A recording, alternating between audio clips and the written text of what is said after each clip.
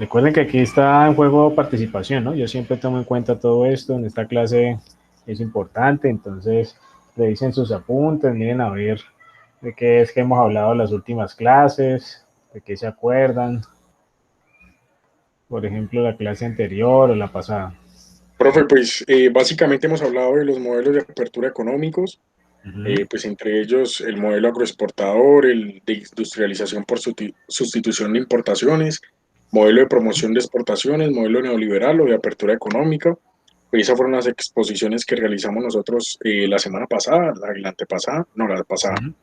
Sí, señor. Y la antepasada hablamos de la historia económica colombiana del siglo XIX. Excelente, Hablamos pues, Alejandro. del tipo de la organización sociopolítica y económica con la que inició Colombia, el desarrollo de la economía y por dónde inició. Y hablaba pues de la minería como la principal actividad económica que insertó a Colombia en el comercio internacional. Muy bien, Alejandro. Hiciste un resumen muy chévere y muy concreto de lo que hemos trabajado. Ha sido puntualmente dos temas relevantes. El primero que tiene que ver con un poco de historia para entender cómo arrancó Colombia, por qué tenemos esa vocación productiva muy arraigada hacia el tema agrícola, analizándola desde los muy inicios, cuando estábamos hablando de la historia colombiana, la independencia, el virreinato, todo eso, luego pasando por la época de independencia y los momentos que vinieron posteriormente a eso, y conectando con los modelos de desarrollo económico, donde analizamos primero los que existen por definición y luego los que han pasado para el caso colombiano, en los cuales ustedes hicieron un ejercicio muy chévere, muy productivo, con unas exposiciones muy bien manejadas que nos permitieron también evaluar esa investigación, ese análisis que en grupo fueron adelantando. Entonces, ¿qué vamos a hacer esta clase? Vamos a coger un poquito de esas tendencias que entendimos que se vienen dando en Colombia desde hace muchos años por los modelos económicos y vamos a conectarlas con cifras y con temas puntuales, no solamente a nivel colombiano, que sí va a ser como la referencia principal, sino que vamos a estar comparándolo todo el tiempo con el contexto internacional, porque estamos en medio de una economía globalizada. Entonces, en ese sentido, vale la pena compararse con otros países, mirar cómo vamos y mucho más aún, ahora último que tenemos entonces la existencia de un fenómeno como la pandemia que acarrea también, digamos, con consecuencias o situaciones económicas de mediano y de largo plazo también para todos los países, de corto, mediano y largo plazo, distintos tipos de consecuencias para cada uno de los países, algunos más afectados que otros y algunos que podrán recuperarse también de manera un poco más ágil, dependiendo también de la dinámica de sus economías, pero en esta ocasión vamos a tratar de enfocarnos en el caso colombiano y a tratar de dar como una mirada hacia los próximos años que vienen para Colombia, cómo pueden ser, qué es lo que nos espera un poco también. Y adicionalmente a eso, hacer como la introducción a un ejercicio que vamos a trabajar para la próxima clase. Desde ya les adelanto, muchachos, que la próxima clase va a ser pues, una clase tipo taller, donde no vamos a trabajar así de manera magistral como hoy, sino que vamos a aprovechar las horas de clase para hacer un taller grupal que tiene que ver justamente con el PIB, con el Producto Interno Bruto y todo su concepto. Y es obviamente una actividad evaluable y entregable para este primer periodo, ¿no? Pero no se preocupen por lo pronto, por eso ahora mismo vamos a enfocarnos en refrescar bastante el tema del PIB, y cuando ya tengamos todo eso claro, sí daremos pues algunas instrucciones para la clase que entra, la clase siguiente.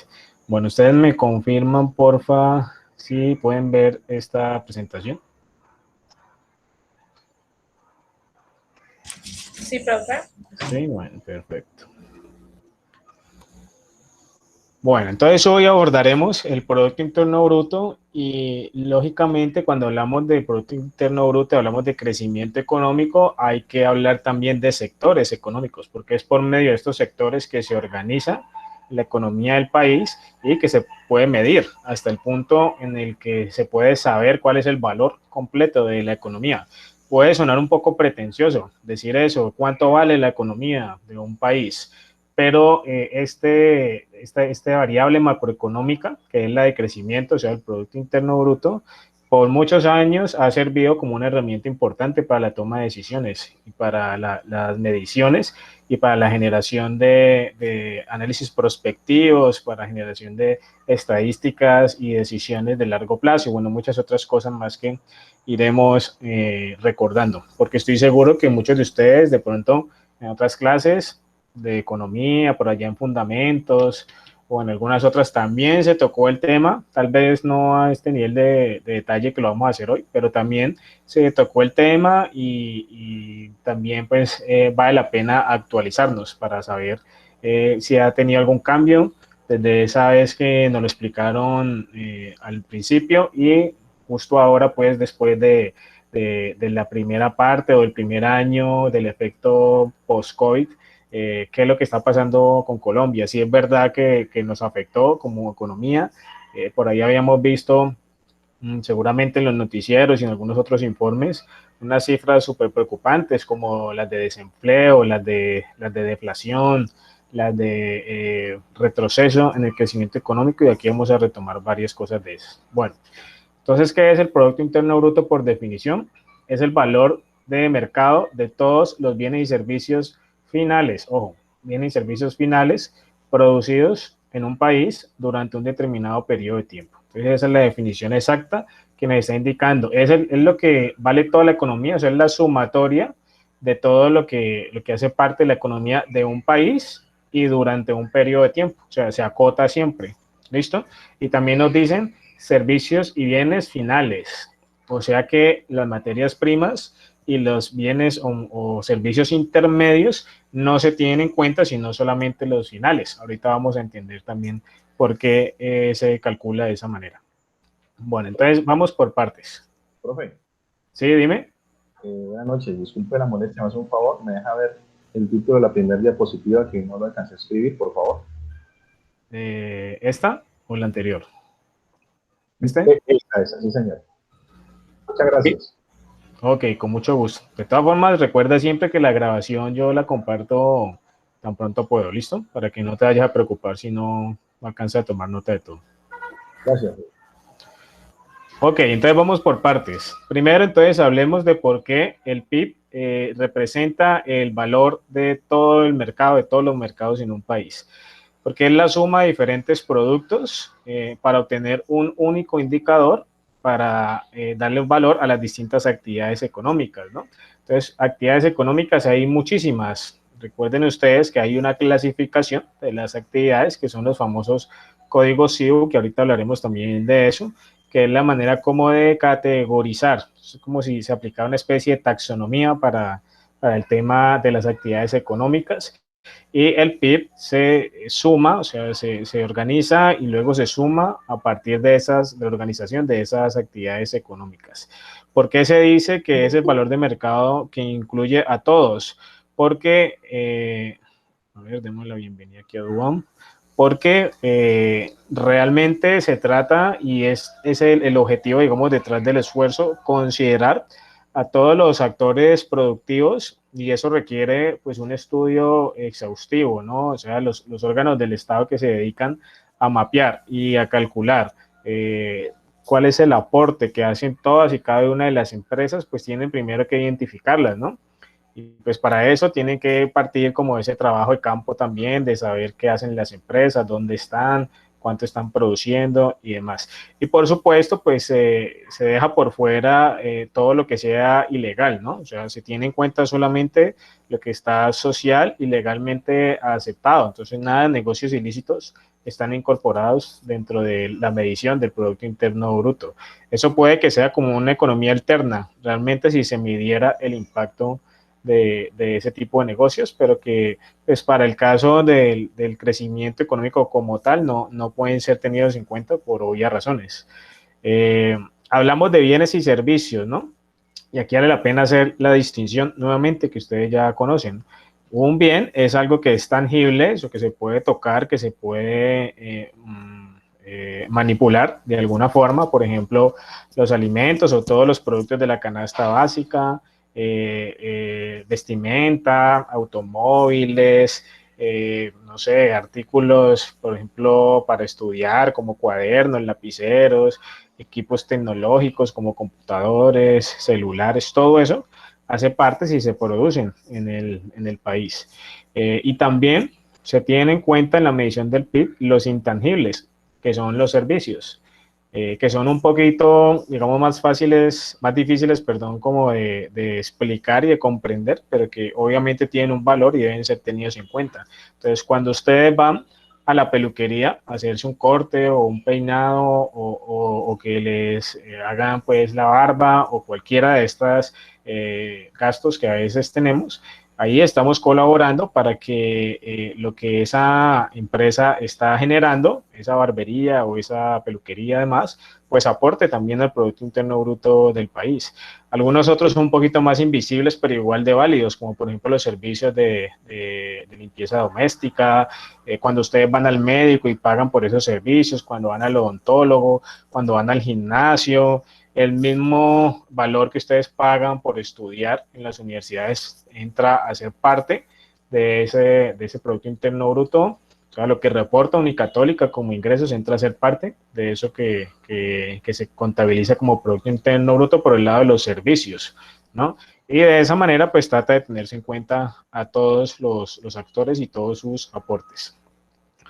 Ahora sí, vamos a hablar de por qué se tiene en cuenta es los bienes finales en la sumatoria del Producto Interno Bruto y no las materias primas y los bienes intermedios. Entonces vamos a poner un ejemplo para explicarlo más fácilmente.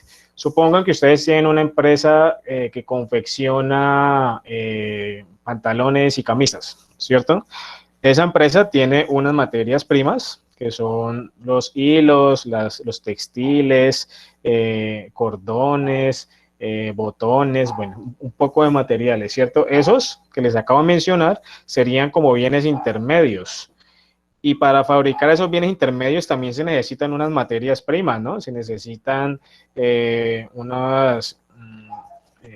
¿cómo se llama? Estos artículos, estos moldes que son necesarios para fabricar botones o ese tipo de insumos para la industria de confecciones, la materia prima, o sea, la lana, o el algodón que se necesita para fabricar las telas, también sería una materia prima previa a la materia intermedia, ¿sí? Entonces, ¿qué pasa si nosotros tuviéramos en cuenta todos esos por separado, como si cada uno sumara de manera independiente al PIB? Pues que estaríamos duplicando y triplicando de manera errónea el valor del PIB, porque es que la empresa que confecciona tiene que pagarle a la que le provee los bienes intermedios y ese valor que paga lo incluye en el precio final que vende. ¿Listo?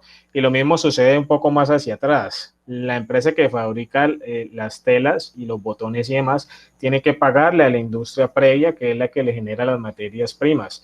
Y ella, en el precio que le da a la fábrica de confecciones, está incluyendo también eso que pagó por esas materias primas. Entonces, como si fuera una cadena conectada en la cual uno paga, digamos, por lo que recibe y luego cobra un poco más por el valor agregado y la transformación que ofrece. Y de esa manera, si se contabiliza solamente el bien final, pues estaríamos evitando caer en duplicidades, ¿sí? Y en valores pues inexactos a la hora de calcular el Producto Interno Bruto. Siempre ha sido así para todas las industrias que tienen algún tipo de encadenamiento productivo. Siempre se tiene en cuenta es los bienes finales. Entonces, como ustedes pueden leer aquí, a pesar de que esto es claro, solamente hay una excepción que se da. Y es que cuando se produce un bien intermedio, en lugar de utilizarse, pasa a formar parte de las existencias de una empresa para usarlo después y no para transformarlo. Entonces, ahí sí se tiene en cuenta. Entonces, supongan ustedes, en el mismo ejemplo en el que estamos, que esas telas o esos textiles que los compra la empresa de confecciones, no los utiliza para hacer pantalones o camisas, sino que los deja guardados y de pronto luego los vende, los comercializa así tal cual. En ese caso, sí serían tenidos en cuenta a pesar de que sean bienes intermedios, porque no se están transformando dentro del proceso productivo, entonces digamos que quedarían en la etapa antes como bien intermedio para poder ahí sí ser contabilizado en el PIB. Bueno, otro elemento importante, otro par de elementos importantes es que siempre se tiene que definir un horizonte temporal cuando se está calculando el PIB. Entonces, para todos los bienes y servicios producidos, generalmente se toman intervalos que pueden ser trimestrales o anuales, pero que son comparables entre un periodo y otro. Por eso es que se pueden realizar esos paralelos entre el crecimiento de un año, por ejemplo, el 2018 y el 2019 y el del año pasado, para saber entonces cuál ha sido de las variaciones que se han dado. Siempre tiene que darse en términos de un periodo de tiempo. Y finalmente, se tiene en cuenta solamente los bienes que son producidos y generados en el país. En el caso colombiano, pues todo lo que se produce en territorio nacional.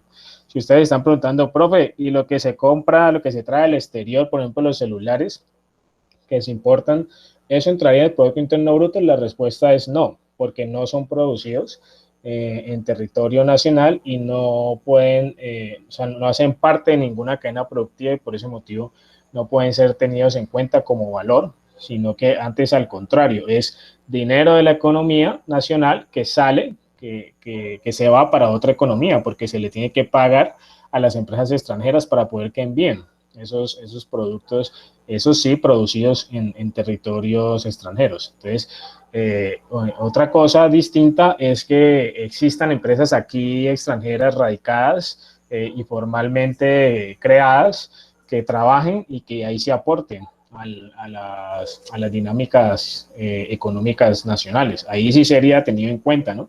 Pero porque la empresa aporta y factura y suma para el Producto Interno Bruto de Colombia. Pero cuando es, por ejemplo, una empresa colombiana en Estados Unidos, pues ella suma es al PIB de Estados Unidos, no suma al PIB colombiano.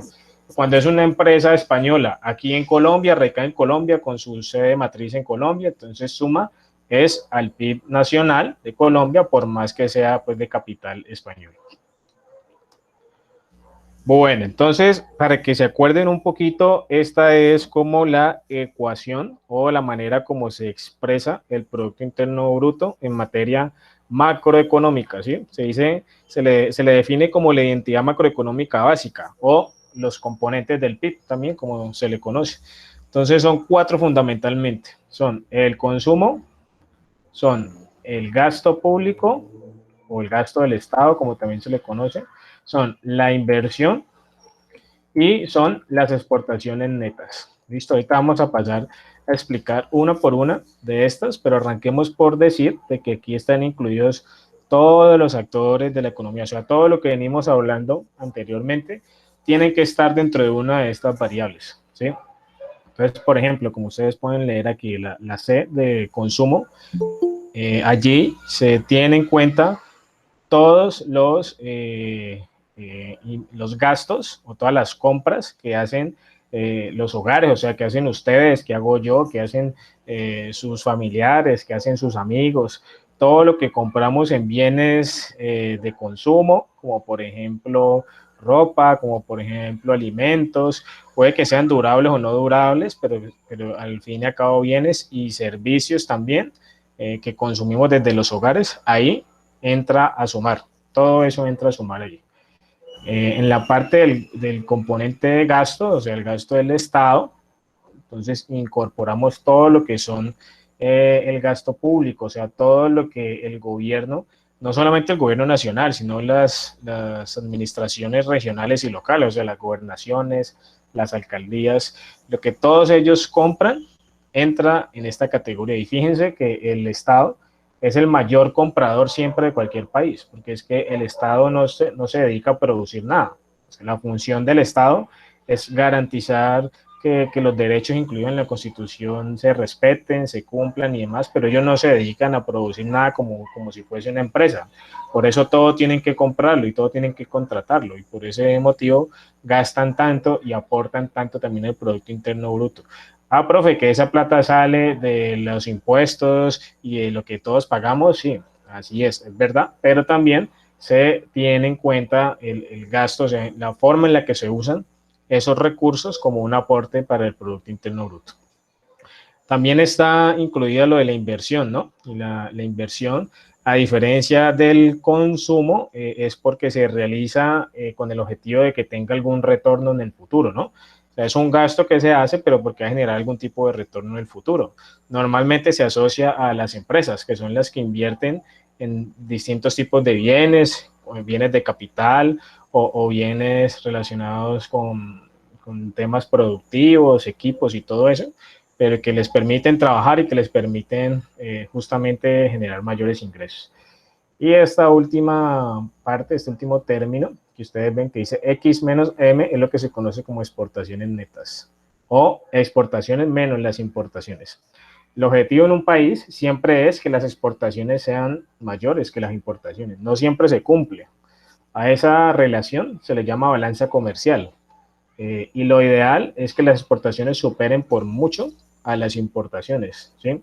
Si ustedes van y analizan, por ejemplo, el Producto Interno Bruto o la economía de un país que sea potencia, desarrollado, como por ejemplo Japón, o como por ejemplo Alemania o el mismo Estados Unidos, se van a dar cuenta de que esa proporción es muy favorable hacia la exportación.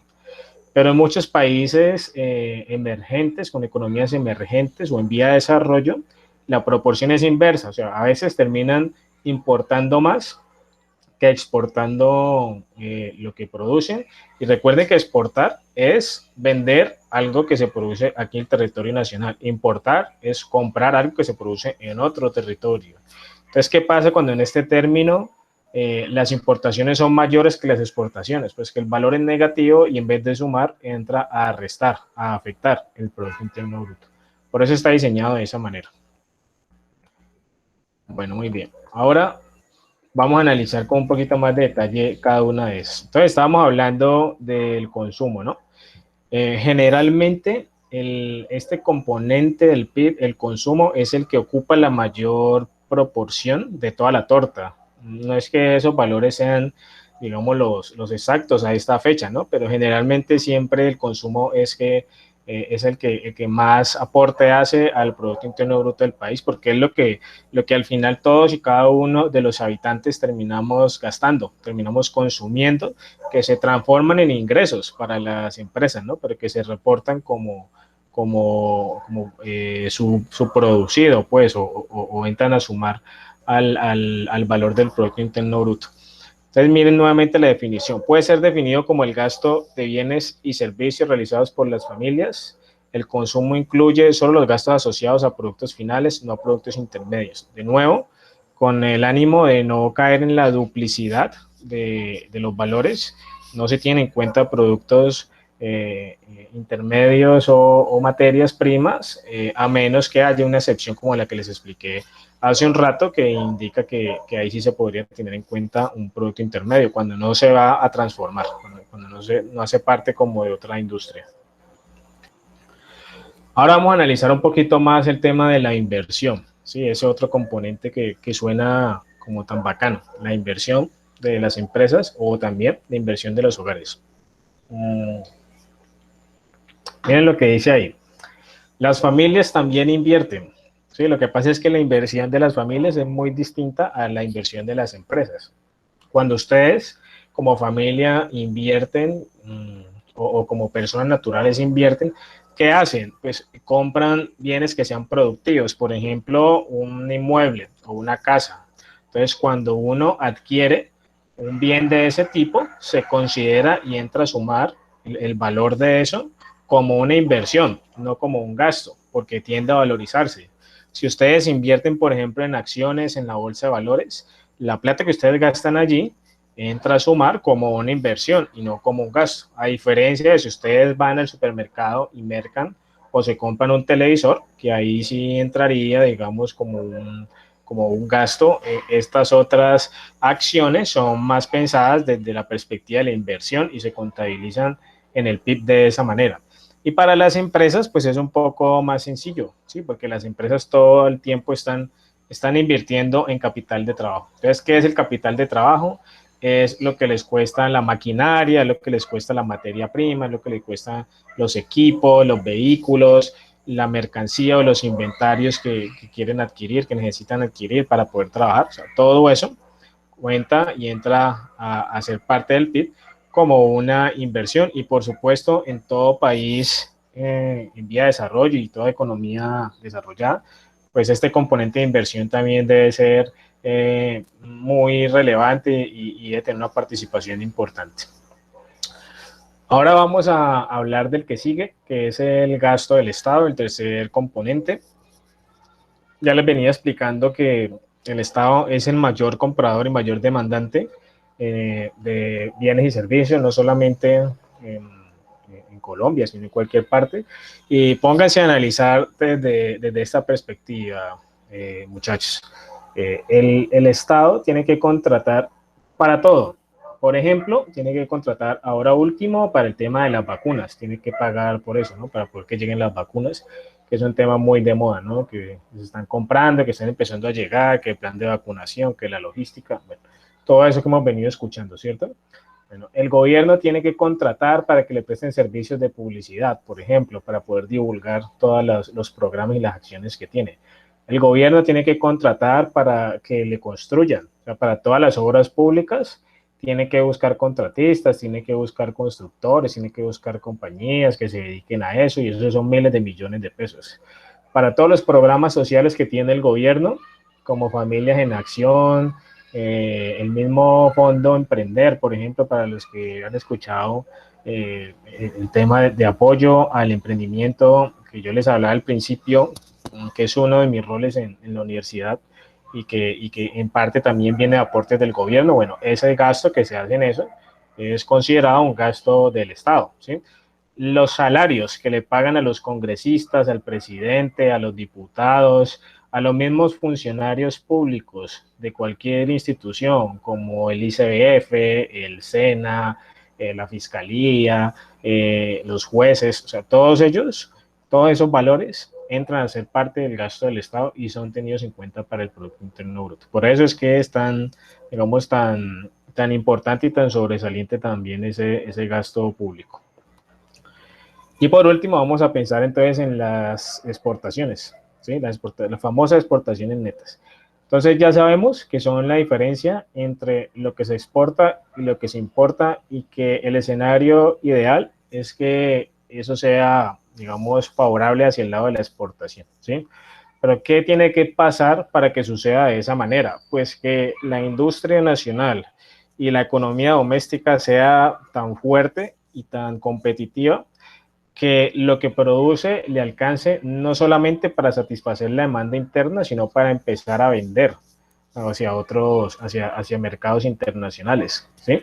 Siempre la prioridad es satisfacer el mercado interno, sobre todo cuando son víveres de consumo, o sea, productos como los que hacen parte de la canasta familiar, pero posterior a eso siempre se empieza a pensar en las exportaciones. Hay unas economías, hay algunos países que todo lo hacen pensando en las exportaciones, porque su demanda local y su mercado interno es relativamente pequeño. Entonces, países como por ejemplo Japón, o como por ejemplo Israel, que es potencia también en temas de tecnología, ¿sí? Así no lo hayamos escuchado mucho, les cuento que Israel es uno de esos países que compite a nivel de desarrollo tecnológico con Estados Unidos y con Silicon Valley, por ejemplo, y con China también en Shenzhen, que es donde está otra de esos corazones del emprendimiento de base tecnológica súper exitoso, donde salen todas esas aplicaciones que usamos y demás. Entonces, allá en Israel, como es un país tan pequeño, como de 8 millones de habitantes solamente, entonces casi todo lo que producen sale pues para exportarse, y ellos prácticamente empiezan a trabajar las empresas pensando en esos mercados internacionales. En otros países como Colombia siempre se aborda primero el mercado local y luego es que se piensa en exportar. ¿Y qué sucede? ¿Cuál es la problemática entonces cuando se está abierto, digamos, a la globalización? y es fácil y más económico que antes exportar e importar. Pues que a veces la importación puede ser tan asequible, tan económica, que entra a competir con la industria nacional, ¿sí? Y que comprar algo del extranjero en comparación con algo que existe o que se produce aquí en Colombia y que satisface la misma necesidad, pues es mucho más barato lo que viene del extranjero, así tenga unos estándares menores de calidad. Entonces, ¿qué sucede con eso? Pues que la industria nacional se empieza a afectar, y es un motivo más por el cual las importaciones deben controlarse y deben tratar de ser, digamos, menores que lo que se exporta, no solamente para que la balanza comercial sea más favorable, sino para no afectar la industria nacional. Bueno, entonces, como ya sabemos qué es lo que compone al PIB y ya sabemos cuál es la importancia de este y qué tiene en cuenta, pues ahorita vamos a explicar muy sucintamente para qué sirve. ¿Listo? ¿Para qué sirve? Entonces, básicamente es para medir y para tener escenarios comparativos de referencia, ¿sí? Ustedes saben que en la vida real lo que no se puede medir no se puede mejorar. Entonces siempre se está pensando en la manera de medir el crecimiento económico, siempre está pensando en la manera de medir el bienestar social y el desarrollo económico, que no es lo mismo que el crecimiento. El desarrollo tiene que ver más con la calidad de vida de las personas, pero también se mide y existen varios indicadores para eso, como el índice de necesidades humanas, el coeficiente de Gini, bueno, muchos otros que veremos en próximas clases aquí, pero que tienen como objetivo también medir, o sea, tratar de dar una afirmación argumentada de cómo estamos y compararnos entonces con otros periodos. Por eso, las principales tres razones de medir el crecimiento económico, pues uno es para hacer comparaciones de bienestar, o sea, ¿cómo vamos? ¿Listo? Otro es para hacer comparaciones, pero internacionales, no cómo vamos nosotros mismos a través del tiempo, sino cómo vamos comparativamente, por ejemplo, a nivel latinoamericano, con los otros países de este lado del mundo, o cómo vamos y nos comparamos con Europa, o con el lado oriental del mundo, ¿sí? Con las economías orientales, China, Japón, Singapur, Taiwán. ¿Cómo vamos si nos comparamos con ellos? Pues el Producto Interno Bruto sirve para hacer eso. Y también sirve para hacer pronósticos del ciclo económico. Entonces vamos a explicar qué es el ciclo económico. El ciclo económico es, digamos, una tendencia en la cual se pueden empezar a visualizar los distintos modelos, los distintos momentos por los que pasa la economía de un país, y que casi siempre, digamos, empieza a oscilar entre unos periodos que primero pueden ser de auge hasta que alcanzan, digamos, unos momentos cúspides, empiezan momentos de desaceleración o de recesión para caer en momentos de estancamiento y luego reiniciar nuevamente ese ciclo hacia arriba, o sea, empezar otra vez con el crecimiento económico y que se repita el ciclo. Entonces es un ciclo infinito que siempre se viene dando, o sea, ninguna economía es perfectamente creciente, o sea, siempre habrá momentos de crisis donde tendrán pérdidas o tendrán situaciones que ponen niveles de incertidumbre y que hace que los resultados no sean los mejores, pero también vienen periodos de auge y de crecimiento económico más marcado que en otros momentos. Entonces, ¿para qué sirve el PIB también? Para hacer análisis de eso y pronosticar cómo es que va a avanzar ese ciclo económico. Entonces, ahorita con todo el efecto COVID, es que muchos economistas y mucha gente pues que le interesa este tema está empezando a pensar qué es lo que puede pasar, y están utilizando toda esta data, toda esta información que sale de crecimiento económico y muchas otras variables para pronosticar, ¿sí? Para tratar de definir tendencias, porque pues adivinar nadie puede, ¿no?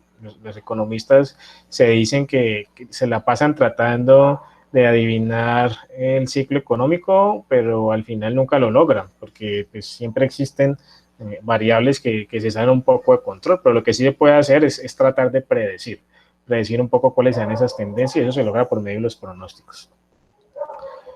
Bueno, entonces, para poder entender cómo funciona este tema de la medición del crecimiento económico, pues hay que comprender también que está sectorizada la economía para poder facilitar ese análisis. Entonces existen unos sectores por definición, ¿sí? Que son más bien como macrosectores, que son grandes, gigantescos sectores dentro de los que se desagregan ya subsectores más específicos, y esos grandes sectores se denominan sectores económicos. Entonces, ¿cuáles son esos grandes sectores? Existe el sector primario, por un lado, existe el sector secundario o manufacturero, ¿sí? Existe el sector terciario, y existe inclusive ahora último, según unas nuevas doctrinas y unos nuevos modelos de análisis, un cuarto sector y hasta un quinto sector, o sea, un sector cuaternario y un sector quinario, que hace 10 años no se consideraba así, sino que, digamos, ha habido espacio para generar como esas nuevas apreciaciones y es válido pues desde la visión de la economía entenderlo así. Entonces vamos a pasar por cada uno de ellos para comprender entonces en qué consiste. Primero hablemos del sector primario. ¿Listo? Entonces, ¿qué creen ustedes que está incluido en este sector primario? Díganme una actividad por ahí cualquiera que ustedes crean que está incluida aquí. ¿El agro? Sí, pero del agro más específicamente, ¿qué? ¿Como cultivo de qué o qué? ¿O qué se imaginan que Papa, Azúcar. la yuca, plátano, ¿no? La Muy coca. bien, exacto. Inclusive hasta la coca, si se tuviera en cuenta, entraría en ese grupo, pero pues hace parte de esa economía ilegal que dijimos que no entraría. Pero todo lo que sea considerado como producto del suelo o que se explote de alguna manera, no necesariamente como alimento, sino también como de origen mineral, como lo vamos a ver, también es considerado sector primario. Entonces, todos los cultivos que ustedes mencionaron, papa, yuca, piña, cualquier cosa, están incorporados dentro de este sector. Miren lo que dice la definición. Esta categoría se agrupan todas las actividades que producen o extraen bienes, los cuales dependen en mayor medida de las características naturales, como el suelo, el clima, la geología, la fauna y la flora. Entonces, todo lo que viene de los recursos naturales renovables e inclusive los no renovables también están incluidos dentro de este sector primario. El sector primario se puede dividir en ramas según su participación de la mano de obra, el tipo de producto extraído y cultivado y las relaciones sociales de producción. Entonces son 4 formas de ver el sector primario, perdón, 3 formas de ver el sector primario, ¿listo? 3 formas de entenderlo, cómo se organiza. Entonces vamos a pasar por cada una de ellas.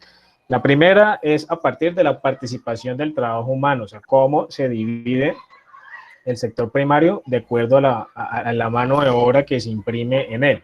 Pues puede ser sector primario de extracción o puede ser sector primario de cultivo o cría. ¿Por qué? Porque cuando hablamos de extracción, hablamos de todo lo que tiene que ver con minerales, es decir, la explotación. El negro con blanco. Sí, Alejandro, ¿tienes una pregunta?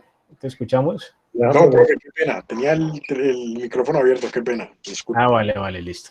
Bueno, entonces estamos hablando aquí que la extracción incorpora todo lo que tiene que ver con la explotación y la búsqueda de recursos de origen mineral, por ejemplo, o no solamente mineral, sino de origen natural también, o de origen vegetal, como la explotación forestal, la pesca, bueno, todo lo que hace parte de esa dinámica de extracción, o sea, que se recoge, se explora y se recoge, ¿listo? Y la otra medida o la otra forma, según la participación del trabajo humano en la que se clasifica el sector primario, es de cultivo-cría. Entonces aquí sí entran ya formas más tradicionales de entender el sector primario, como la agricultura, cultivo de todo tipo de productos hortofrutícolas en general, que se comercializan en las centrales pues y supermercados que existen en todas las ciudades y en todas las regiones, y también la ganadería, pues, de la cual se saca claramente la carne, la leche y una cantidad de derivados también procedentes de esa actividad. La plantación forestal también, de la cual salen, por ejemplo, los bosques renovables, de los cuales se saca madera y se sacan también otros tipos de productos que se usan para distintas industrias, para fabricación de distintas industrias, de caucho y otras cosas más.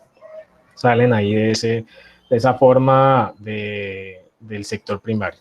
Ahorita vamos a analizar una segunda forma, ya no desde la actividad, no desde la participación del trabajo humano, sino desde el tipo de producto extraído. También entonces hay dos clasificaciones. Una es los productos de origen vegetal y animal y otra es los de origen mineral. Entonces, lo mineral es todo lo que no tiene vida, o sea, todo lo inorgánico. Oro, carbón, plata, metales preciosos en general y componentes pues que salen de la tierra que se usan para distintas industrias, hierro pues y todo esto. También desde la otra mirada tenemos lo que se extrae pues a partir de los vegetales y animales, que son, por supuesto, de características acuáticas, otros terrestres y otras más pues de corte vegetal, como la madera también que se utiliza y que hace parte de este sector primario. Y finalmente, de acuerdo a las relaciones sociales de producción, o sea, la intensidad con la cual se extrae o se trabaja este sector primario, pues hay dos formas en las que se divide. Uno que es de gran escala, donde la producción se realiza con fines exclusivamente comerciales, pero comerciales al por mayor, y ustedes pues de estos ejemplos pueden ver muchos. Aquí cerca está la caña de azúcar, que es un cultivo extensivo que utiliza pues grandes cantidades de inversión en infraestructura, en maquinaria, en muchas cosas que se necesitan, pero que asimismo se comercializan. Y por otro lado están los de pequeña escala, que ahí entrarían todos los productores que tienen sus parcelas, que tienen su hectárea o que tienen sus terrenos y que los trabajan, que son ellos, digamos, los que recogen la producción y van y venden sus productos en los supermercados o en las centrales de abasto, o inclusive lo usan solamente para el autoconsumo y lo que les quedan es lo que venden. Entonces ahí entrarían en esa pequeña escala todos esos. Bueno, entonces profundizando un poquito más en esas ideas que les acabo de compartir, pues tenemos que la economía de gran escala, la economía primaria de gran escala, por definición, trae consigo siempre un alto nivel de tecnología y de tecnificación. Por eso es que cada vez vemos que en el agro, que se trabaja de esta manera a gran escala, hay maquinaria de tecnología de punta, o sea, casi que trabaja autónomamente. O sea, son equipos como esos que ustedes ven ahí en la imagen, que recogen grandes cantidades de cultivos y los procesan y los organizan de una manera mucho más rápida pues que si fuera mano de obra común y corriente, o sea, de campesinos que estuvieran recogiendo eso. Se especializan en un tema en específico, o sea, se dedican a cultivar y producir una sola cosa. Entonces ya les daba el ejemplo de la caña de azúcar aquí. También hay en otras regiones de Colombia cultivos extensivos, por ejemplo, de café o de otros tipos de productos. También hay en otras zonas del país ganadería extensiva, que son como esas tierras en las que se tienen muchísimas cabezas de ganado que terminan siendo parte pues de la industria cárnica y lechera y algunas otras cosas más, y que generalmente pues funcionan con unos esquemas de asociación, ¿no? O sea, no es una sola persona necesariamente la que está detrás de todo eso, sino que son varias empresas o varios productores ahí detrás de eso. Por otro lado, la economía primaria de pequeña escala, como lo hablábamos, son la mayoría de las personas. Y aquí es donde yo quiero hacer como un paralelo para ayudarlos a ustedes a caer en cuenta de cómo es que funciona el tema de la tierra aquí en Colombia, ¿no? Porque es una discusión que por muchos años se ha dado, pero que tiene muchas formas de interpretar, ¿no? Arranquemos por analizarlo de esta manera. Desde la doctrina económica, la tierra es un factor productivo, ¿cierto? Como factor productivo, para hacerlo rentable, pues hay que trabajarlo, ¿cierto? Pero ¿qué sucede en Colombia? Que la concentración de la tierra está en manos de muy pocos y al estar en manos de tan pocos y en grandes cantidades, pues esa tierra no se trabaja, sino que simplemente se tiene como terrenos de engorde, como se dice pues en el argot popular, o como tierras improductivas, que si estuviesen en manos de otras personas como campesinos o asociaciones de campesinos, seguramente podrían trabajarla de manera mucho más eficiente y que pudieran aportar al PIB de una manera también más trascendental. Pero lo que sucede es que eso entra en riña con todo el tema de la propiedad privada y el uso exclusivo también de quienes tienen la propiedad de la tierra sobre esos terrenos y demás. Entonces, no es tan sencilla ahí la discusión. Sin embargo, les voy a dar unos datos para que se los lleven en sus cabezas y entiendan un poquito cómo es la situación de la concentración de la tierra en Colombia. Fíjense que el 1% de las fincas de mayor tamaño tiene el 81% de la tierra en Colombia.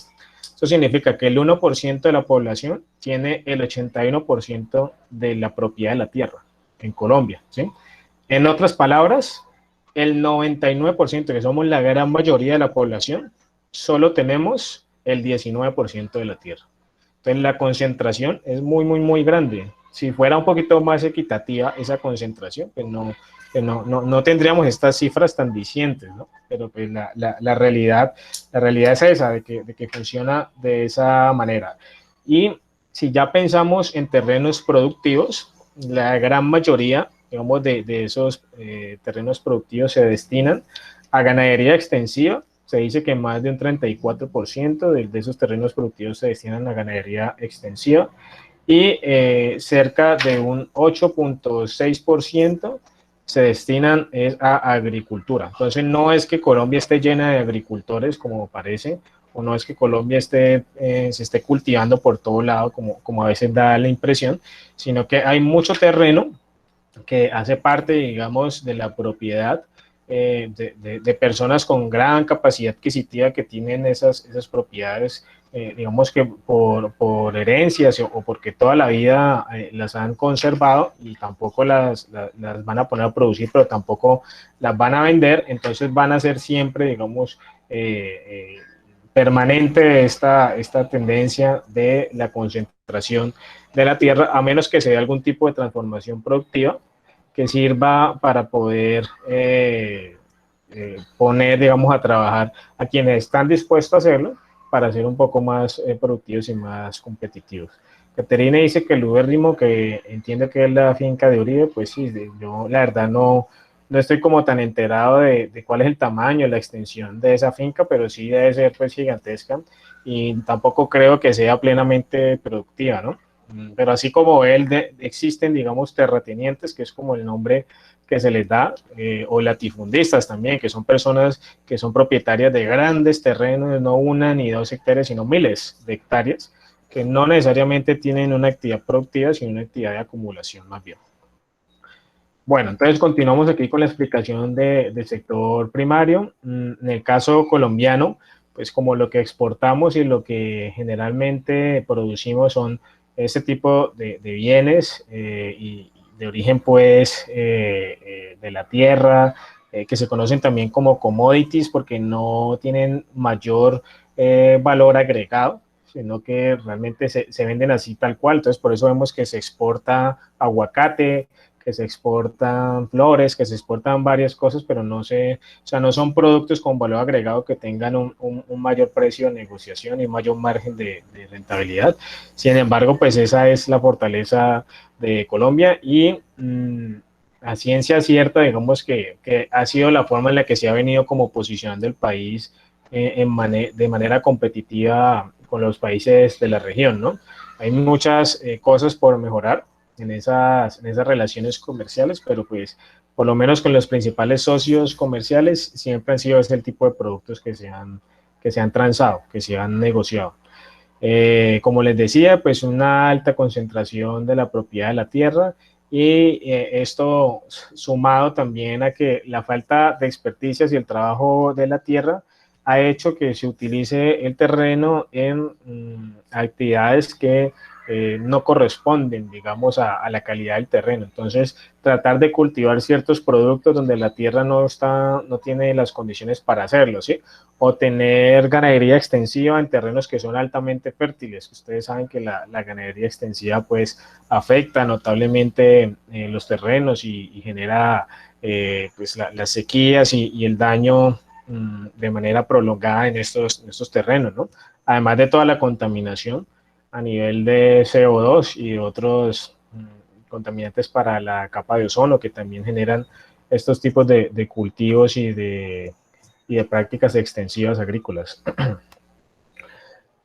Bueno, ahorita si vamos a aterrizar un poquito más este concepto, vamos a empezar a hablar entonces del caso colombiano. Por aquí Caterina dice, la siembra de caña también daña la fertilidad. Claro, por eso es que cuando existen esos terrenos digamos, de cultivo durante tantos años, hay un momento donde ya tienen que dejar la tierra descansar o recuperarse por varios años para que recupere esos niveles de fertilidad, porque esos cultivos extensivos lo que hacen es absorber los nutrientes de la tierra de manera permanente, a tal punto entonces que pierde propiedades esos terrenos y ya pues lo que brota de allí no tiene las mismas características que en un inicio, entonces tienen que rotar esos terrenos de cultivo extensivo para poder hacer permanente la práctica. Entonces, en el caso colombiano, ¿cuáles son las actividades que más se dan en el sector primario? Bueno, la agricultura, ya lo decíamos, principalmente como generadora de materias primas también y buena fuente de generación de empleos. También la ganadería, que especialmente, digamos, el ganado vacuno, porque está también el bovino, caprino, bueno, de otros tipos de animales y otros tipos de carnes, pero especialmente pues el ganado vacuno, la producción de carne y leche de este tipo de especies, y también la pesca tiene un renglón importante, sobre todo en la costa, ¿no? En las ciudades, en los municipios costeros, ¿no? En las ciudades cercanas pues a estas fuentes hídricas como ríos, como mares y bueno, de los cuales se puede extraer este tipo de productos. También está el tema de la minería. Recuerden que Colombia es un país que buena parte de sus exportaciones son de carbón y de crudo, que es la materia prima para el petróleo.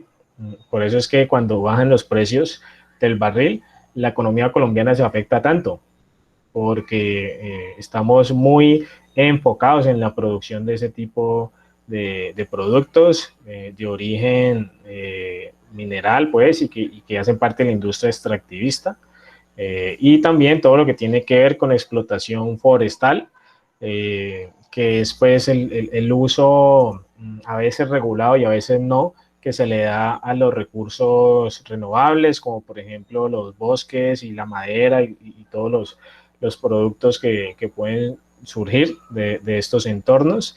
También el uso del suelo, o sea, la disposición que se le da a algunos terrenos para ser utilizados por lo menos durante un tiempo de manera temporal para ciertas actividades de explotación minera, explotación energética, explotación forestal y otras cosas más. Bueno, entonces con eso terminamos la explicación de ese primer sector. Les recuerdo, ¿por qué estamos explicando los sectores? Porque los sectores económicos es la manera como se organiza la economía para poder medir el PIB. Si no estuvieran categorizados de esta manera, sería imposible hacer la sumatoria de todas y cada una de los agentes económicos y de lo que aportamos todos. En cambio, de esta forma ya se puede hacer una trazabilidad y un seguimiento más claro.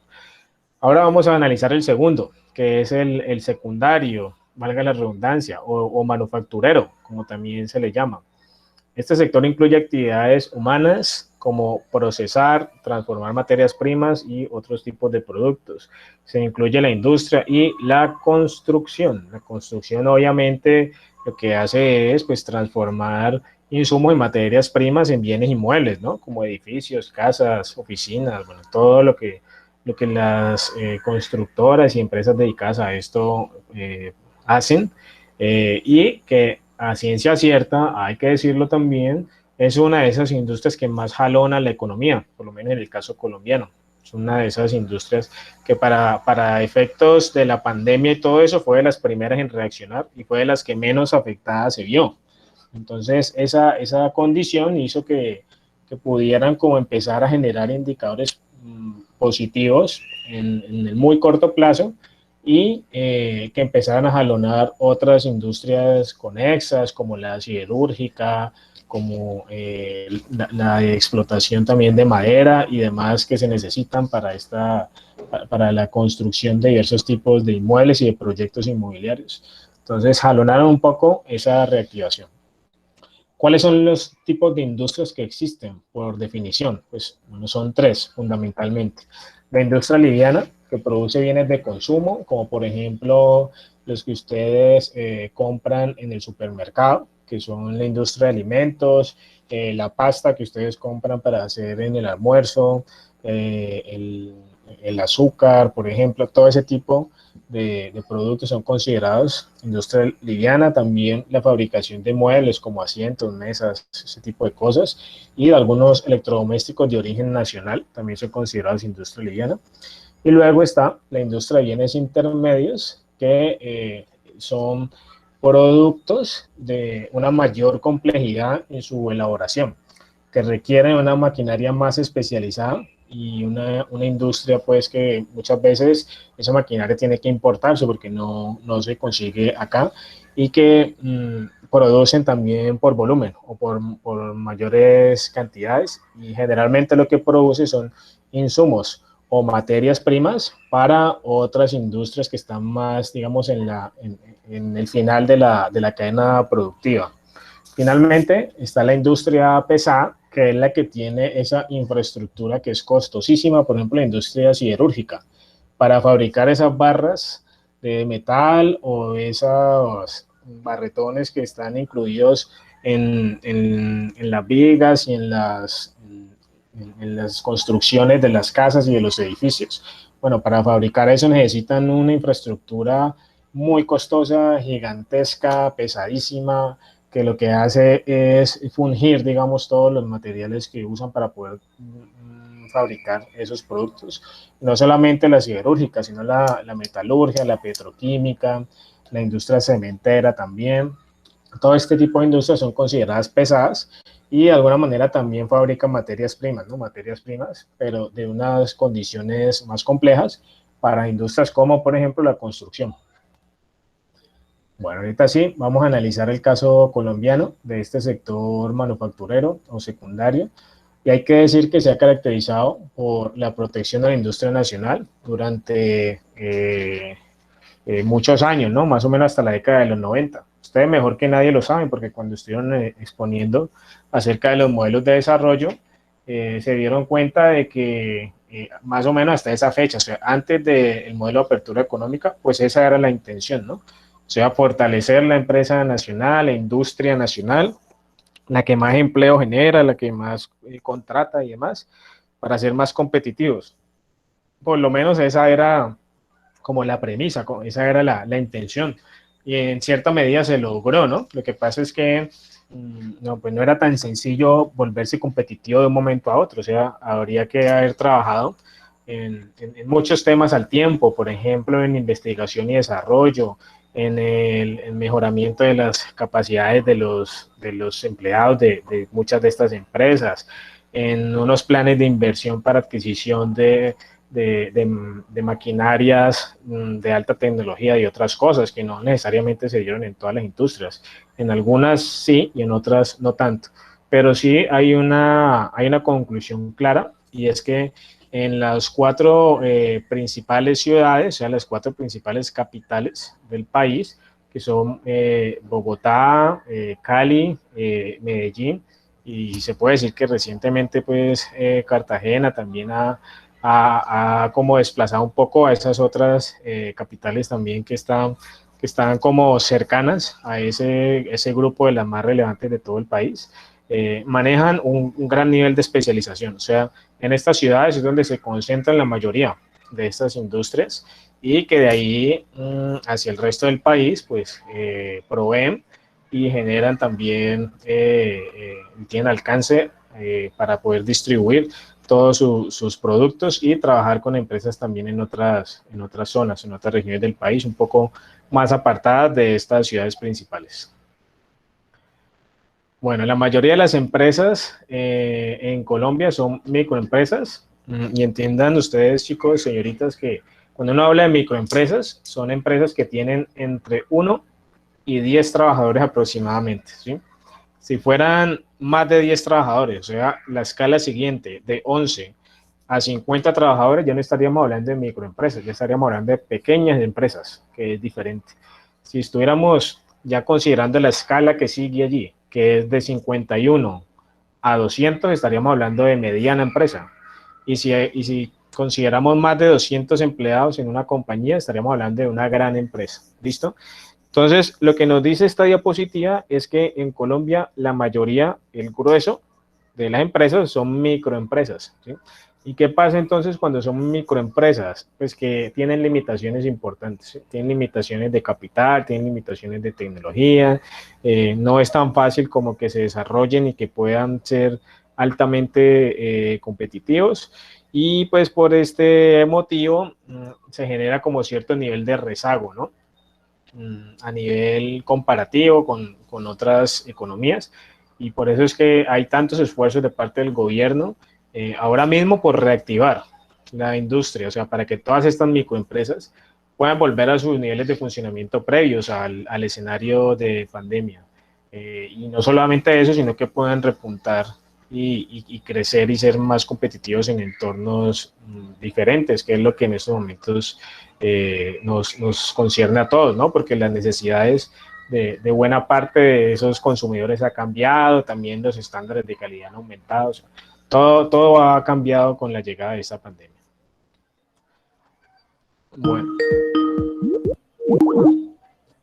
Bueno, disculpe un momentico que me entró ahí una llamada por Skype, y de hecho vamos a cerrarlo para que no me vuelva a interferir ahí en la presentación. Listo. Entonces, tenemos dos sectores más que nos hacen falta explicar, pero que son relativamente fáciles de entender cuando ya analizamos los dos primeros, ¿sí? Entonces, el sector terciario y cuaternario debe incluir todos los que no están en estos dos anteriores. Entonces, ¿cuál es el sector terciario? Donde se producen y se prestan todos los intangibles, o sea, todos los servicios.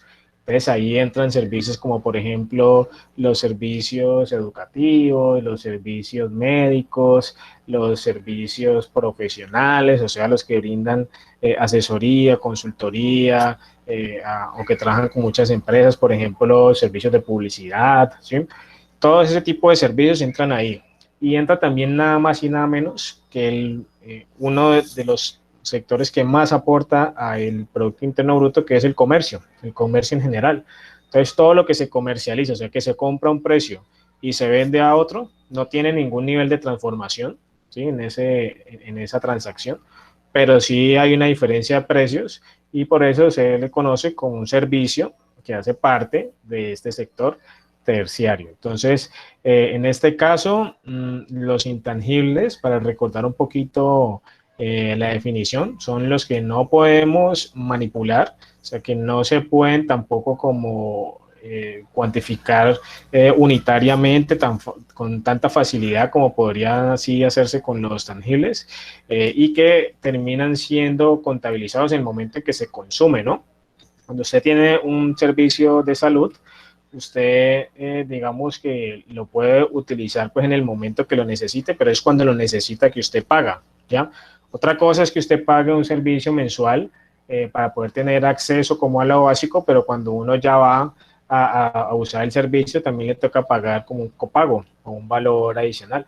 Lo mismo pasa con los servicios de publicidad. Si usted toma los servicios de publicidad de una empresa, pues usted lo paga es cuando le prestan los servicios. Usted no les puede decir a ellos, venga, le pago y en 2 años me presta el servicio que lo necesito es para ese entonces. No, usted lo consume es cuando se necesita, que es en el mismo instante en el que se lo prestan, en el que le dan ese servicio, y esa situación es lo que hace que sea imposible almacenar o transformar o guardar esos tipos de servicios. Por eso tienen esa característica especial. Entonces, ¿cuáles entran en el sector terciario? Bueno, todo lo que es turismo y recreación, industria muy afectada en estos últimos meses, pues por obvias razones, la gente ya no está paseando como lo hacía antes, la gente ya no está saliendo a gastar, digamos, tanto en ocio como lo hacía antes, aunque eso es una percepción, ¿no?, que podemos tener algunos.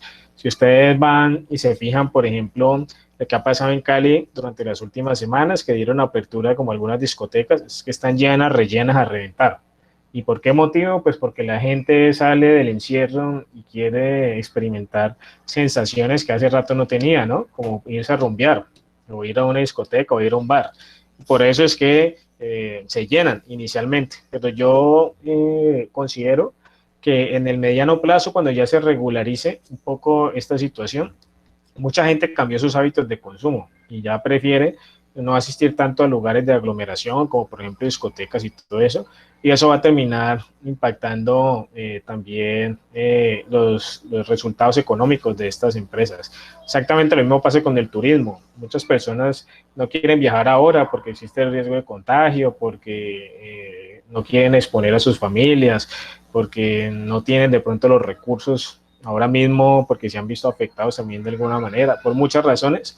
La industria del turismo se ha visto muy afectada, pero cuando el ciclo económico, tal como le explicamos hace un rato, avance nuevamente hacia esa etapa de crecimiento, pues seguramente vendrá una reactivación de esta industria, y el gobierno nacional es el encargado de incentivar eso, ¿sí?, de incentivar por sus distintos programas y sus distintas actividades, incentivar que esto funcione así.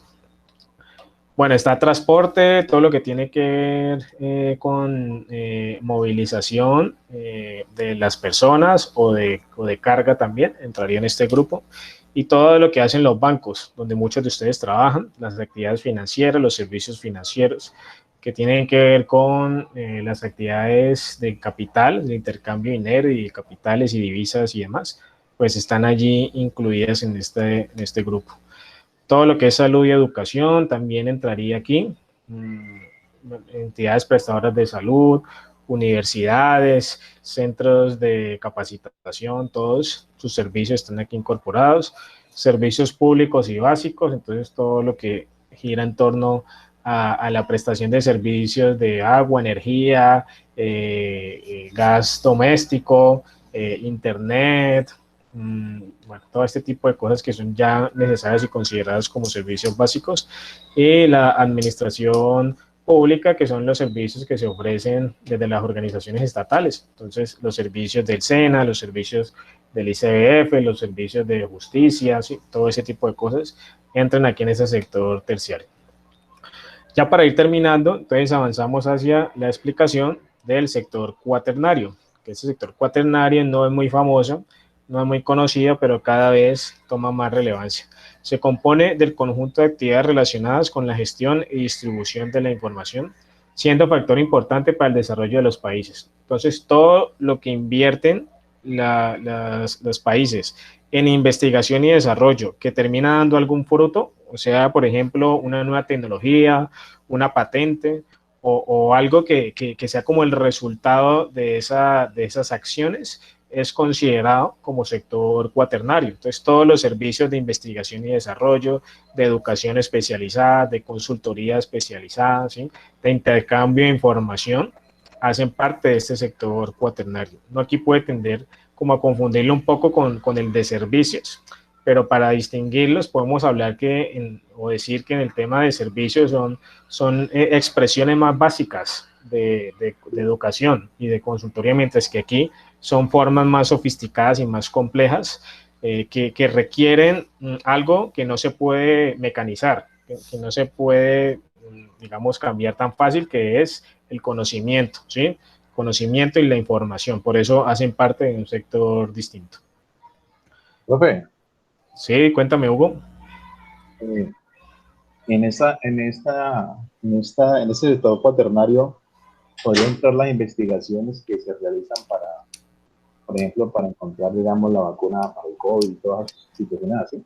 Es correcto, es un muy buen ejemplo, Víctor. Y por ejemplo, si estuviéramos analizando los países o las economías donde están radicadas estas casas matrices de los laboratorios, los que han generado las vacunas, pues todo lo que empieza a generar o todo lo que empieza a ingresar al país a partir de esa investigación y ese desarrollo hace parte del sector cuaternario, ¿sí? Y por eso es que es tan importante, porque lo de las vacunas no se puede mecanizar tan fácilmente, o sea, lo que se puede es masificar la producción, pero no se puede mecanizar el descubrimiento de las vacunas. O sea, eso solamente lo pueden hacer cuando se invierte en eso y cuando se utiliza el conocimiento de la manera que se necesita. Por ese motivo no puede ser tenido en cuenta en otros sectores, sino como un elemento aparte. Y, vale, y algunos autores indican que existe un quinto sector, el sector quinario se llama, y en este sector entran todo lo que son actividades sin ánimo de lucro, o sea, todo lo que hacen, por ejemplo, las ONGs o algunas personalidades independientes, que es como que hacen las cosas sin esperar nada a cambio. Eso se contabiliza el impacto económico de esas actividades dentro de un quinto sector, también cada vez más común, como es el sector quinario. Allí también podríamos colocar los ejemplos, por ejemplo, de emprendedores sociales que trabajan con comunidades y que a partir de eso, pues no es que cobren, pero sí generan unos impactos económicos. Eso tiene que considerarse dentro de una clasificación especial, que es la que se entiende ahorita como el sector quinario.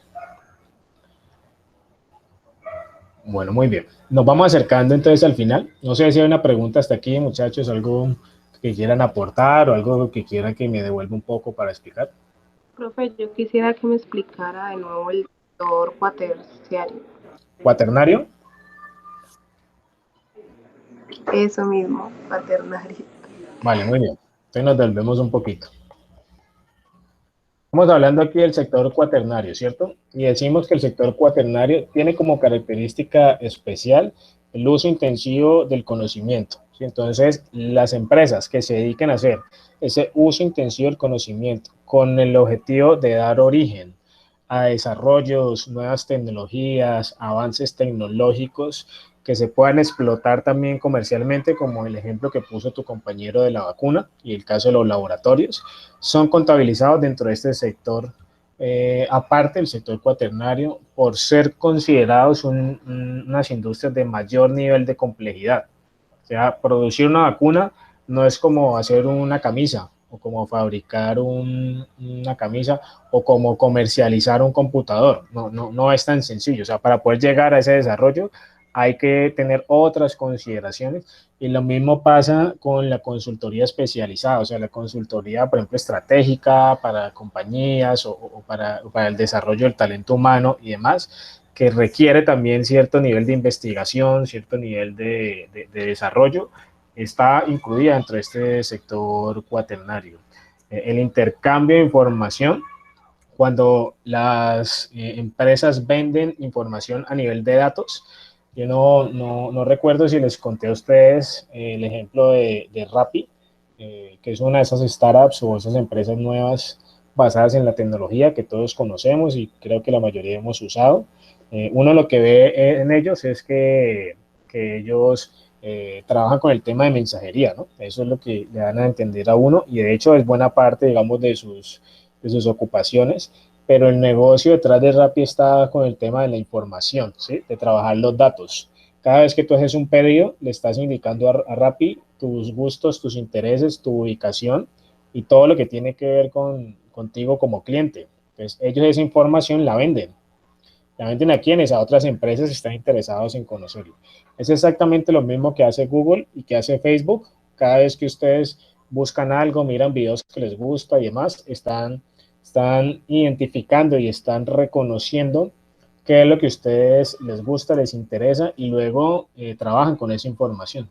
No sé si se han visto una serie, no, un documental súper interesante que está disponible en Netflix, que los invito a que se lo vean, que se llama The Social Dilemma, o el dilema de las redes sociales, y allí explican un poco cómo el ser humano se vuelve un producto para las redes sociales. Al final, lo que logran las redes sociales no solamente es identificar lo que nos gusta, sino malearnos, o sea, moldearnos al interés de ellos, ¿sí? Porque como ellos venden a las empresas la información y además de eso venden la publicidad y lo que nos hacen llegar a nosotros. Entonces usted termina viendo por esas redes sociales lo que Facebook quiere que usted vea, ¿ya? Y lo que Facebook quiere que usted vea y lo que Google quiere que usted vea en la publicidad que les llega a ellos es lo que pagan sus auspiciantes, es lo que pagan las empresas a las que les venden información, ¿ya? Ese es como el gran dilema ético que se da también y de hecho mucha gente en esa industria ha renunciado, es por ese conflicto interno que se genera, porque es básicamente manipular a la gente en el largo plazo para poder convencerlos y asegurar que consuman lo que se les quiere vender, ¿listo? Y de alguna manera, sí. Y eso los están sectorizando, ¿no?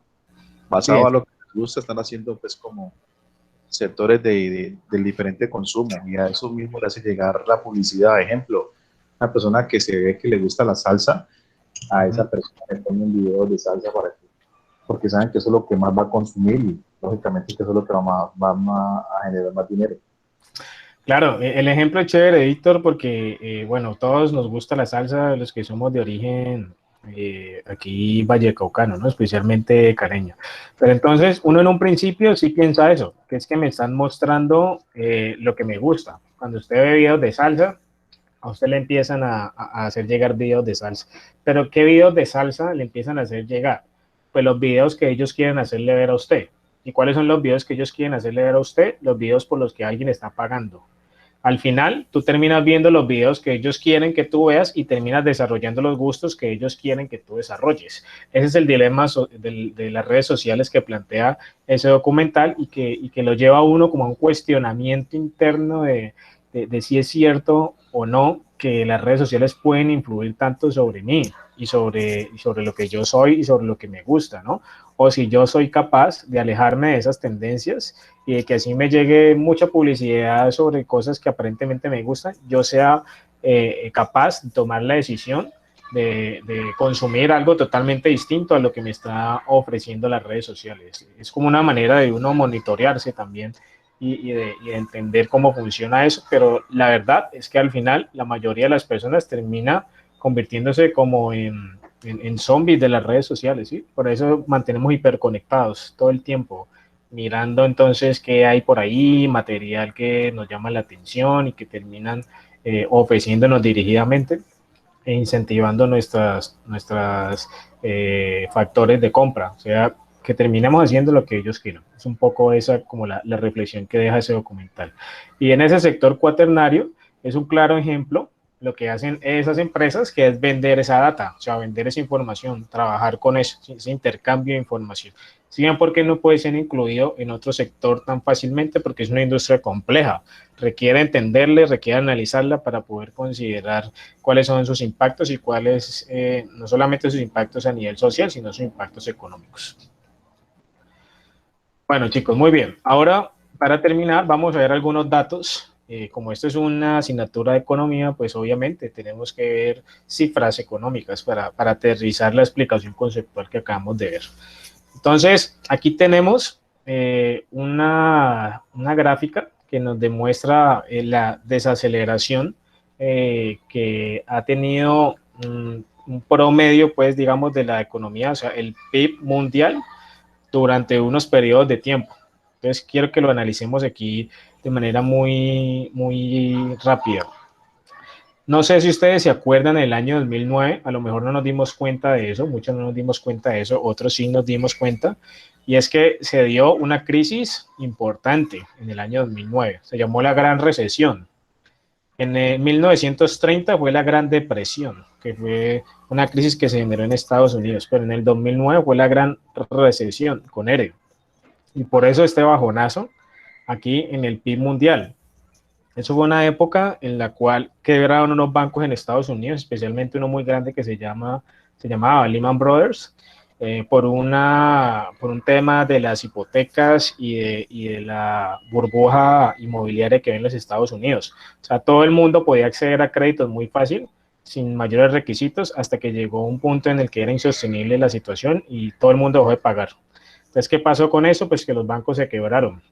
Y al quebrarse los bancos, tuvieron que empezar los gobiernos nacionales a crear paquetes de salvamento para que esos bancos no desaparecieran o para que no generara una situación más grave. Entonces, para gastar esos miles de millones de dólares en salvamento, tuvieron que endeudarse los países, las economías, especialmente en Europa y en Estados Unidos, pero también hubo un coletazo importante para las economías emergentes, como el caso colombiano.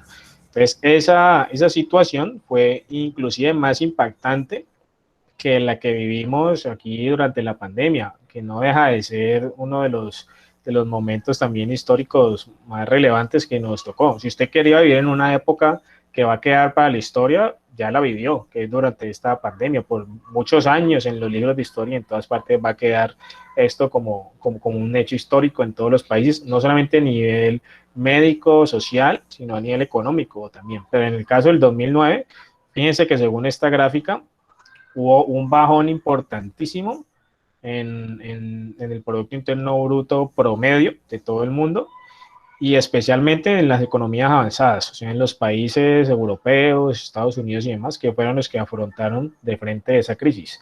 Los países emergentes recibieron el coletazo y obviamente todo lo que afecta al mundo afecta a los países emergentes como Colombia, Chile, Argentina, Brasil, bueno, muchas economías en vía de desarrollo, pero en menor medida que esos otros.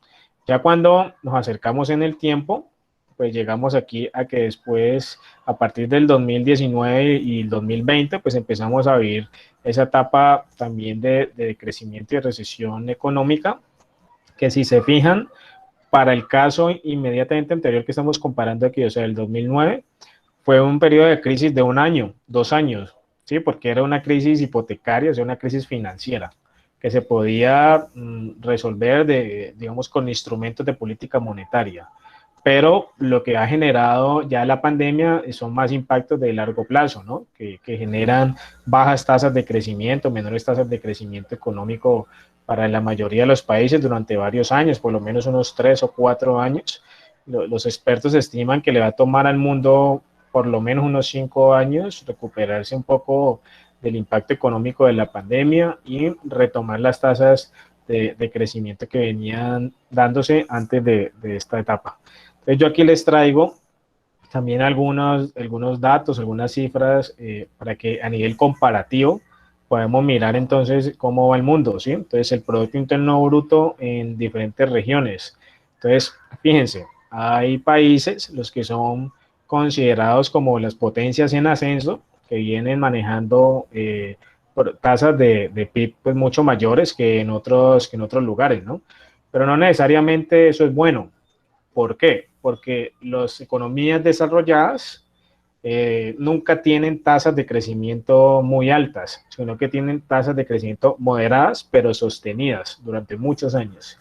Mientras que los países emergentes o los países que son potencias en desarrollo sí tienen tasas de crecimiento mucho más marcadas, que están más sujetas a los vaivenes de las situaciones macroeconómicas, ¿no? O sea, puede que un año suban mucho, pero otro año bajen muchísimo también, que como es el caso de Colombia, que han habido años donde está cerca del 6%, otro año bajamos al 2 o al 3%, como acaba de pasar, pues que el año pasado el PIB quedó por debajo del 2%, que es una cifra pues relativamente baja en comparación a los otros años.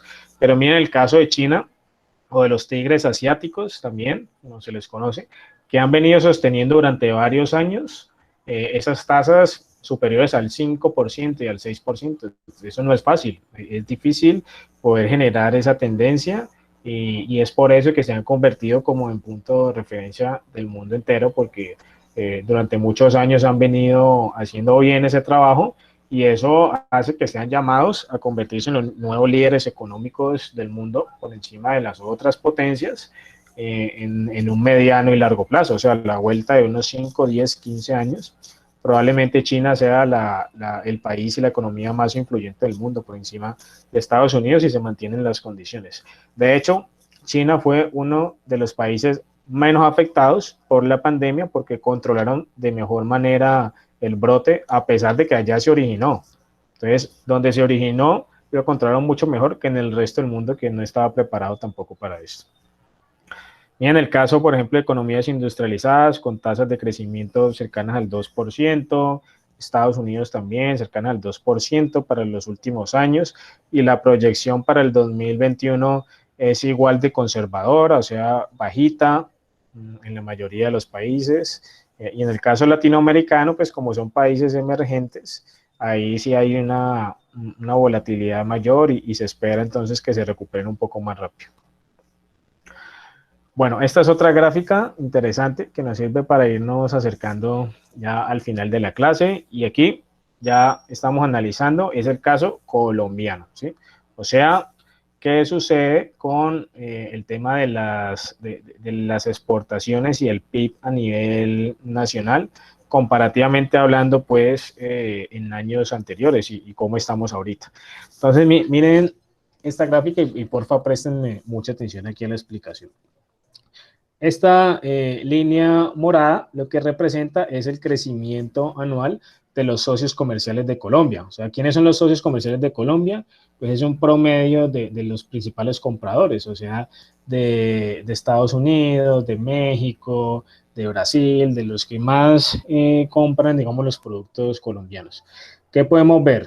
Que a partir del 2009, o sea, cuando se vino la recuperación, después de esa crisis del 2009 que les acabo de explicar, pues de todas formas no era tan fácil, digamos, ir recuperando esa tendencia, porque muchos de esos países que son compradores o socios comerciales de Colombia, pues también dejaron de comprar. Por eso la tendencia hacia la caída de este crecimiento. Y la línea de color como verde agua marina son lo que se consideran exportaciones no tradicionales, ¿ya? Las exportaciones no tradicionales son como el café, el petróleo, carbón, banano, flores, que son muchos de ellos bienes que no son primarios, o sea, no son de consumo primario para los países socios. Entonces, son los primeros que se dejan de comprar, mejor dicho. Por eso esta línea baja con mucha más firmeza y hacia un porcentaje mucho menor que el promedio general del crecimiento y del crecimiento anual de los socios comerciales de Colombia, ¿sí? Y ya cuando llegamos entonces a la época que nos compete, fíjense que había una proyección hasta el 2019-2020 que tenía un porcentaje proyectado de crecimiento del 2.2, 2.1 y que tuvo que ajustarse hacia la baja con la aparición pues del COVID y del impacto económico que este genera. Entonces ya ahorita las proyecciones son mucho más bajitas, que son la línea punteada de color como fucsia que ustedes ven ahí. Y pues va a tomar algunos años poder recuperar la tendencia similar a la que veníamos antes de la escena del COVID, es decir, por encima del 2%. Esta otra gráfica nos sirve para entender el caso comparativamente hablando de Colombia, para que ustedes se den cuenta que antes de la pandemia, pues la cosa no es que estuviera mal. Fíjense que veníamos con una tasa creciente, o sea, del 2.7% aproximadamente de crecimiento del PIB en el 2018, en el 2019 el 3,2%, y la proyección en el escenario previo al COVID era cercano al 3.5%, ¿sí? En otros países habían tendencias similares, pero a nivel general en América Latina pues ya se asomaba una crisis. Colombia era de los que estaba mejor, digamos, posicionado. Miren, por ejemplo, el caso de Argentina. Argentina viene en crisis económica desde hace varios años, desde el 2018 viene con tasas negativas, o sea, viene en un decrecimiento, no viene creciendo en su Producto Interno Bruto, sino que antes están retrocediendo. Y hay otros países que han pasado también por etapas de crecimiento muy bajitas. Es decir, que la crisis en América Latina, de los que mejor la había sorteado era Colombia, pero obviamente con la llegada del COVID, pues sí se afecta, no al mismo nivel que los demás países, pero sí se afecta también. Entonces, ¿cuáles son las conclusiones que podemos ir sacando para el tema del comportamiento de la economía en el año 2020? La economía mundial, caracterizada por un contexto externo de crecimiento bajo y alta liquidez en los mercados internacionales. Había menor incertidumbre en el frente del comercio global, las tasas de interés internacionales en niveles bajos, o sea, todo esto era antes de la llegada del COVID. Les estoy dando a entender de que la situación en Colombia era económicamente favorable antes de la llegada del COVID, como en muchos otros países del mundo. Si bien algunos estaban en crisis y, por ejemplo, socios económicos, como el caso de Argentina, pues estaban en crisis y venían recuperándose de manera muy lenta. El caso de Ecuador también, pues no tenían necesariamente, digamos, esas cifras negativas, a excepción de Argentina. La actividad económica en Colombia en el 2020 con una dinámica positiva liderada por el sector privado, con lo que continuaría el cierre gradual de la brecha negativa del producto. Entonces, aquí ya estamos hablando de unas condiciones esperadas para, digamos, para el 2020 y 2021 que se están manteniendo para el 2021, que es un ajuste también que se hace de acuerdo a los efectos de la pandemia. Entonces, ¿qué pasa, por ejemplo, con las tasas de interés? Pues que tienen que ajustarse para incentivar el consumo. Si la gente no tiene dinero para consumir, pues tiene que acceder al crédito de alguna manera de tener liquidez para poder comprar, para poder consumir. Y si consumen, las empresas se reactivan. Y si las empresas se reactivan, vuelven a generar empleo. Y si se genera empleo, entonces las personas tienen otra vez y sus familias recursos para poder comprar y el ciclo se reinicia. Entonces, eso es lo que se está tratando de hacer. De todas formas, la visión de la economía que ha dejado el 2020 es de incertidumbre. Aún se especula mucho. Se dice que hay muchos riesgos externos, que todavía no se tiene clara la ruta pues de recuperación y de reactivación económica que debe llevar el país, y menos aún con la incertidumbre que trae consigo la problemática de la vacunación, que están llegando a poquitas vacunas, que hay unos sectores que continúan cerrados en muchas ciudades, como por ejemplo el sector del entretenimiento en Bogotá, entonces no se puede reactivar de la mejor manera. Los cambios en la cultura de consumo de muchas personas hacen también que ya la cosa no sea igual que antes, y hay que ver entonces cómo se reestructura nuevamente el esquema económico para poder hacer una proyección un poquito más acertada de cómo va a funcionar en Colombia los próximos meses a nivel económico. Esta es una última gráfica que quiero mostrarles para que vean ya a manera de conclusión cómo los niveles del Producto Interno Bruto durante los últimos años tenían una tendencia antes del COVID y hay otra tendencia después del COVID. ¿Listo? Entonces, ¿cómo veníamos? Lo que viene en la parte de abajo son los años, ¿no? O sea, año 2012, 13, 14, 15 y así sucesivamente. Entonces, Colombia venía con una tendencia creciente en la medida de sus posibilidades, subiendo el Producto Interno Bruto. Lo que pasa es que aquí no está en tasa, sino que está en billones de pesos. Entonces, veníamos subiendo un poquito cada año, un poco más, hasta el 2019, a pesar de la crisis. O sea, es que la existencia de crisis no quiere decir que necesariamente algunos países hayan retrocedido en su Producto Interno Bruto. No, simplemente el crecimiento fue mucho menor al esperado, como fue el caso colombiano, que el crecimiento no fue del 3.5%, sino que fue cercano al 1%, pero se creció igualmente. O también hay escenarios donde se pierde, o sea, se genera un retroceso en ese Producto Interno Bruto, que es lo que sucedió justamente este año. Entonces, las tendencias cambian y ya no se manejan al mismo nivel de la etapa pre-COVID, sino que ahorita, a partir de las nuevas cifras que reveló el DANE de cantidad de billones pues equivalentes al Producto Interno Bruto, pues se genera una nueva tendencia que nos indica que es por ahí en el 2024 donde se puede como retomar un poco o alcanzar un poquito más esa tendencia que se traía antes. Aquí es donde podemos mirar entonces el rezago que nos deja la pandemia como economía a nivel colombiano, y desafortunadamente pues es una realidad, ¿no?, que hay que aceptar, y es que se generaron impactos muy negativos a nivel de las empresas, de pérdida de empleos, de cierre de muchas de estas, y de reinvención también y de resurgimiento de muchas otras que apenas van a empezar a aportar a esta dinámica del PIB. Bueno, muchachos, no sé si hay alguna pregunta hasta aquí para dejar el tema y explicarles una actividad que vamos a trabajar la próxima semana. ¿Alguna pregunta? Profe, ¿usted sube ese material?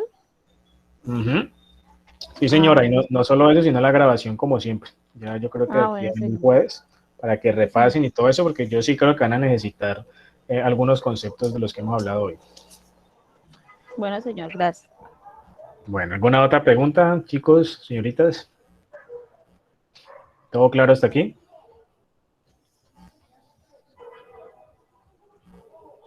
Todo claro, profe.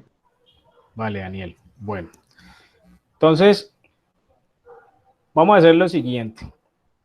Yo no les voy a poner, digamos, en estos momentos a adelantar la actividad, porque como dije al principio, la idea es que utilicemos la clase de la próxima semana para trabajarlo en tiempo real, ¿sí?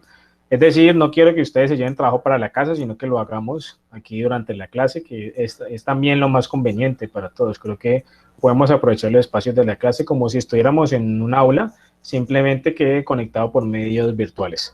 Entonces yo les voy a pedir el favor de que empiecen a organizar como grupos de trabajo de más o menos parejas, máximo 3 personas, para organizarse para el trabajo que vamos a hacer la próxima semana. Les adelanto que el trabajo tiene que ver con el análisis a unas cifras del Producto Interno Bruto de Colombia para los últimos años, en los cuales ustedes van a hacer las veces de pues, personas entusiastas del tema, estudiantes que quieren interpretar esos resultados, y yo les voy a explicar cómo pueden hacerlo, y vamos a utilizar las fuentes oficiales, o sea, información que revela el DANE acerca del Producto Interno Bruto y de crecimiento, no solamente a nivel país, sino por regiones, porque nos interesa conocer también el caso nuestro, o sea, el caso vallecaucano, lo vamos a analizar también, a ver cómo nos va en relación con la tendencia a nivel país, cómo nos ha ido también a nivel del Valle del Cauca. Entonces eso va a requerir que ustedes estén juiciositos, trabajando en equipo.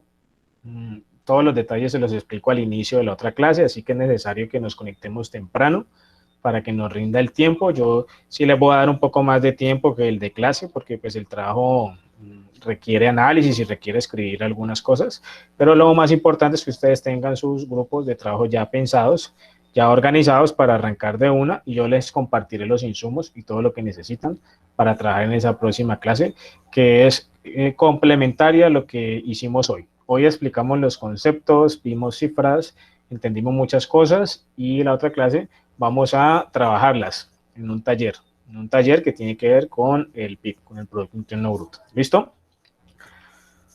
Bueno, muy bien. Yo creo que entonces hasta aquí podemos dejar el día de hoy. Vamos a hacer un llamado a lista, solamente para terminar. Les pido el favor que estén atentos.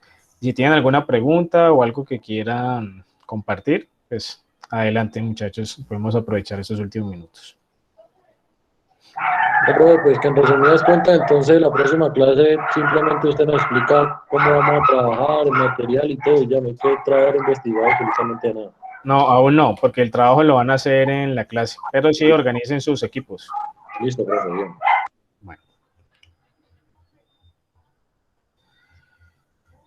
Bueno, se encuentra Alejandro Marín. Alejandro, ¿estás? Siente, profe. Okay.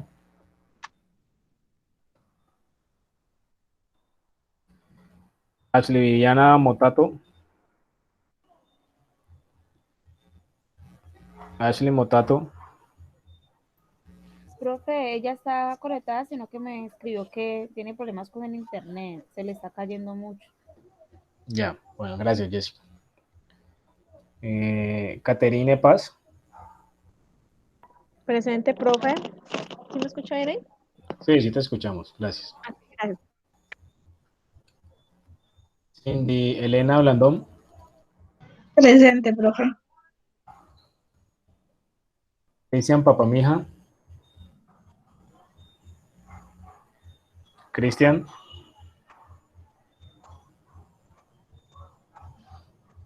Cristian no está. Daniel Alberto Mosquera. Presente, profe. Diana Carolina Ríos. ¿Sí? Listo, ya ahí te alcanzamos a escuchar. Eline Mosquera. Presente, profe. Profe, papá, mi hija está en el chat.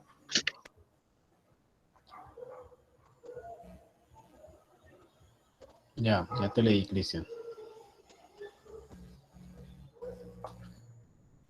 Bueno, a Jacqueline la llamé ahorita. Sí, profe, presente. Apareces con otro nombre allí. Sí, Liliana. con el nombre de él, y es que estamos en la casa de Nes viendo la clase. Hola. Ok. Jonathan García. Presente. Juan David Castaño. Presente, profe, está igual que la compañera ya que viendo la clase desde acá. Ok, clase grupales. Kelly Carabalí. Kelly Carabalí. Ahí está. Ahora sí, Giovanna Quintero. Okay. Presente. Presente, profe. Kelly Carabalí, presente. Sí, ya te escuché. Ronald Baltán. Presente, profe. Buenas noches. Buenas noches, listo. Sharon Andrade. Sharon Andrade. ¿Dónde está, profe? Ah, sí, por chat.